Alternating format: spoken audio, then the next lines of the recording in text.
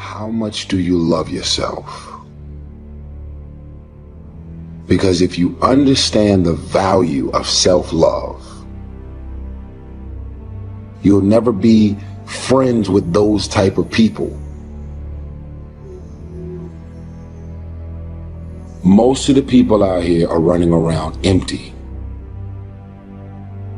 They have no sense of self, no sense of self-love. When I say self-love, it has nothing to do with celebrity, money, materialistic things, and all of the things that your negative mind could probably go to. It has nothing to do with self-love. It has nothing to do with looks, nothing to do with cars and any of the superficial things that one would assume that could make you love yourself even more. It's a matter of knowing your value.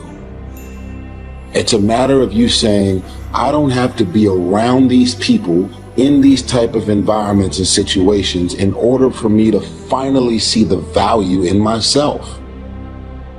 I love me independent of you loving me. I believe in me.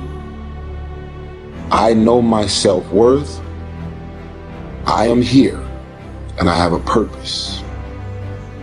There is no value in having wisdom, knowledge, insight, spirituality, love. Every day I am a work in progress.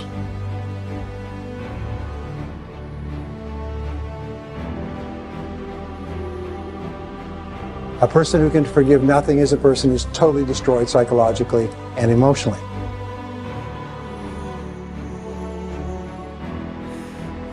Forgive your parents. Forgive any relationship that you ever had that didn't work out. Forgive everyone else in your life that has ever hurt you in any way. Forgive yourself.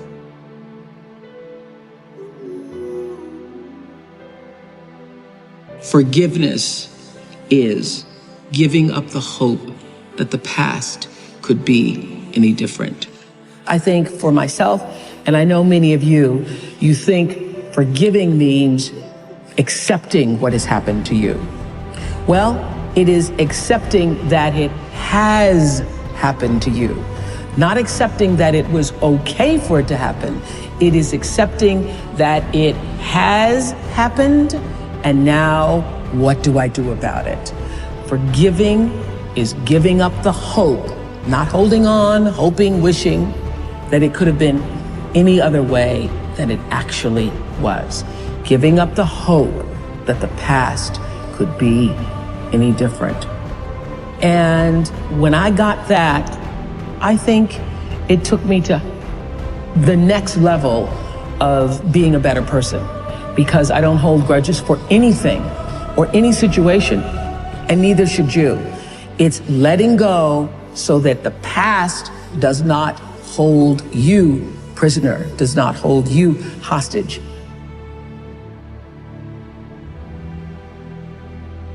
See, life is cyclic.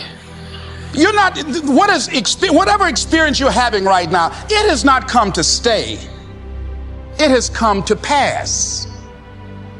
Not to stay, just to pass. It's just going through.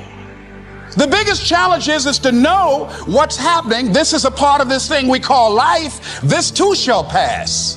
And maintaining perspective, putting it in perspective. You have to be willing to break from the past to have the future you so desperately desire. You have to have the courage to allow yourself to honor the past as it was, to forgive those who need to be forgiven, to forgive yourself, and to acknowledge that everything led you to this point now. Everything. Let it go and begin to focus on developing myself. And I say to you, you're going to have people to do things to you. Things are going to happen to you. And the most important thing to do is to harness your will and let it go and move so you can grow, so you can get on with your life.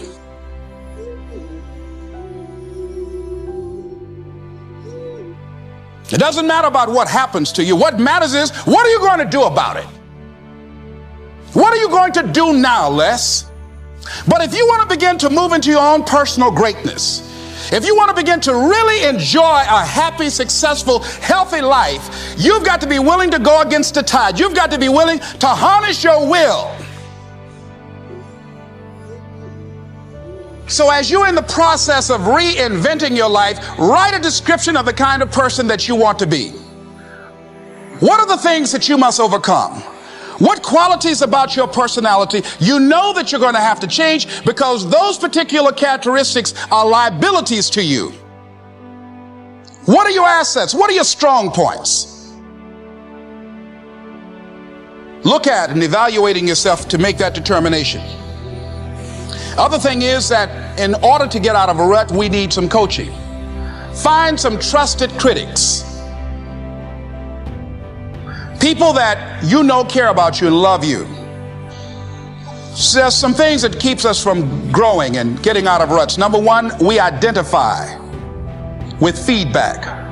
We take it personal when someone wants to give us some feedback on where we are falling short and tell us about our blind spots. We want to have everything being positive about us. We're not perfect. It hurts. I have a friend who's a trusted critic. I don't like him, but I love him. He doesn't tell me the things I want to hear. He tells me what I need to hear so I can grow. It hurts. It hurts when he put me on the hot seat. I can't stand it. But that's the only way that I can grow.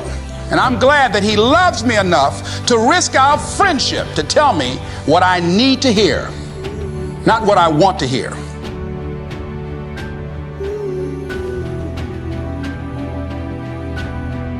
High performers are not dissatisfied strivers. They're not. They're happy. High performers are happier than their peers. We all believe that to get the top, it's gonna be lonely at the top, and we all believe you have to grind and kill yourself to get there. Yeah. And that's completely wrong, and the data proves it worldwide, which is, I think, just overcoming a lot of people's biases about how you work today, because right now, especially today, like, you know, grind on social media is so popular. Or hustle. Or hustle, and by the way, none of the top 15% of high performers worldwide identify with those words. They literally don't. We asked them, we did a whole keyword analysis. Yep. This was actually pretty cool. And high performers explicitly say, these are the 3 driving feelings. If we said there was a high performance state, it's driven from these 3 things. Number 1, full engagement. Yes. Number 2, joy. Yes. And number 3, confidence. Yes. That's what they relate with, okay? That's where it's coming from. It's a joyous journey, not a dissatisfied one. And I had this conversation in the book because I'll kind of maybe frame it this way. Each of these chapters opens with a vignette of somebody I worked with or a situation that I was in that demonstrated high performance. In this particular situation, I'm walking on a stage, thousands of people, after a very famous musician was out there and was telling the audience that that person's secret to success, remember, thousands of people, yes, their secret to that person, their whole speech, their secret to success was never settle. Never settle. Nothing is enough. Never settle. And never be satisfied. Never be satisfied. Always demand more. And I'm like, oh, my second slide, which was gonna be on Jumbotrons in like 80-point text, was strive satisfied. And I'm like, oh, I'm gonna have to dispel this for all these thousands of people. I was totally freaked out. Yeah. But what I had to explain to people was not only the data, but it's this. If you're never satisfied, I mean, is it true that life is precious? If it's true that life is precious, and you could be gone tomorrow, do you really want to think, you know what, I just never felt fulfilled? I never allowed myself to have a moment of credit. I never allowed myself to have a moment of peace. I never allowed myself to look at that and say, good job. That's not the way to live life. Right. I think just at a spiritual level, it's a bad move. And this book doesn't really go into a lot of that. It's more about the science and the heart stuff. But I think it's really important that people realize your job is to strive satisfied. And if you strive satisfied more often, you will be more of a high performer. And if you never give yourself credit, you're always beating up on yourself, you're always thinking that's not perfect enough, then what's gonna happen? Dissatisfied people burn out and they quit more often than satisfied strivers. So take joy in the moment, engage with what you're doing, allow credit and satisfaction and joy to come in. You can always be improving. Of course. But be improving joyfully. Yes. And if you're improving joyfully, then you're learning, you feel curious, you feel engaged, the joy is there, you'll get more confident because you're like, I'm gonna learn through this anyway, this is gonna be great. Because you know, this thing is all over social media right now, like, grind, work, whatever. And I'm like, it's popular, and I see why that happens, and I see why it's catchy. It's just not scientifically valid.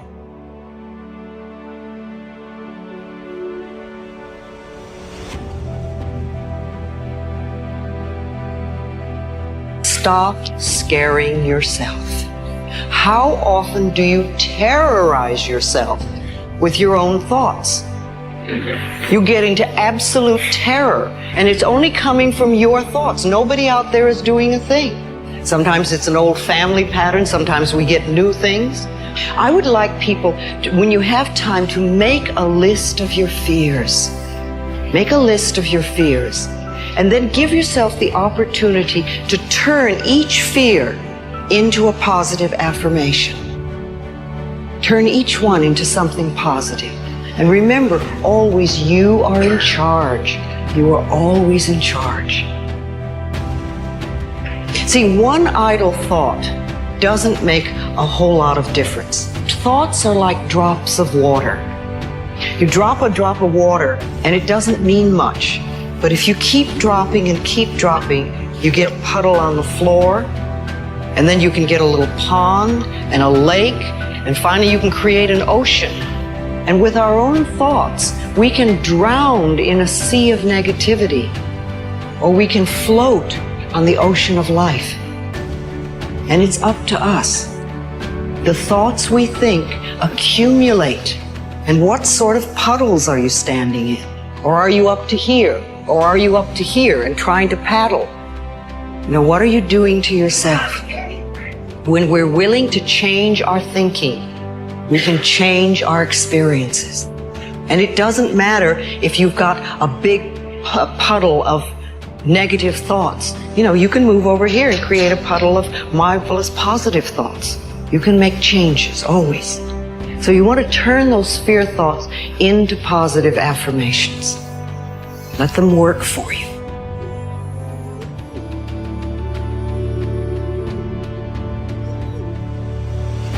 When we think we are unworthy, it means that for some reason we believe that we have to prove we have a right to our space on the planet, in life, as we are, being who we are.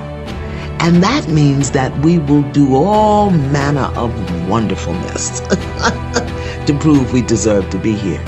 And usually, with some of the common things are, we overcommit, overgive, we overdo, we over-excuse, we overcompensate, and we stay in difficult, desperate, hurtful, harmful situations much longer than it is wise or productive to do so. Worth. What it is that you expect from the world in response to who you are is very different from value. Self-value means how you hold yourself within yourself and what you expect as a result. Now, in order to get to the worth, if you're not holding yourself within yourself as worthy, then what you expect from the world is surely gonna hurt you. This is what you're going to do. You are literally going to dump out everything that's in your head onto this piece of paper. Every concern, every worry, every to-do, everything that's bothering you, that you're thinking about. For some people especially, they're just experiencing way too much pressure. And that pressure, a lot of times, it's just an imbalance in perspective. And discipline is a matter of the imposition of order, and the order is necessary, especially for people who are hopeless and nihilistic. Your work is going to fill a large part of your life, and the only way to be truly satisfied is to do what you believe is great work. Most people do it for survival. We need to feed our families, we need to survive, it's our career, okay, we have to do it. But to wake up with, my feet and my fingers tingling and say, wow, I have this to do, I have that to do today. And it's an amazing feeling, and I don't take it for granted. You're going to have a hard time thinking about all the options, and you're going to be really attached emotionally. So a lot of us know that. I can get over here But over here, man, this is much better because I gotta go through this journey that is not fun. This from 20 to 100%, this shit in between is not fun.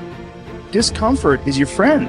It really is. Like discomfort and not being happy and content with certain situations in life or certain feelings in life, they're massive motivators, and they're amazing at facilitating change. Everything else is secondary. Were the words, "Stay hungry, stay foolish." It was their farewell message as they signed off. Stay hungry, stay foolish. And I have always wished that of myself. Well, it is scary. I will always say that, especially business, because it's a very scary place to be in. It changes, it goes ups and downs, it has so many ups and downs. To be successful, you have to be able to walk away from a deal. You have to. If you want it bad enough, then people are going to give it to you at patterns, If you think it sucks when it's bad, you have losing pessimistic DNA. And if you think it's awesome and phenomenal, you have optimistic winning DNA. And I believe that to be true. And so, that's where we're at. That's why people gotta understand what is in us. We have no idea until we start trying hard. Is it as enjoyable as it can be? And we all know that there's a spectrum for that enjoyability.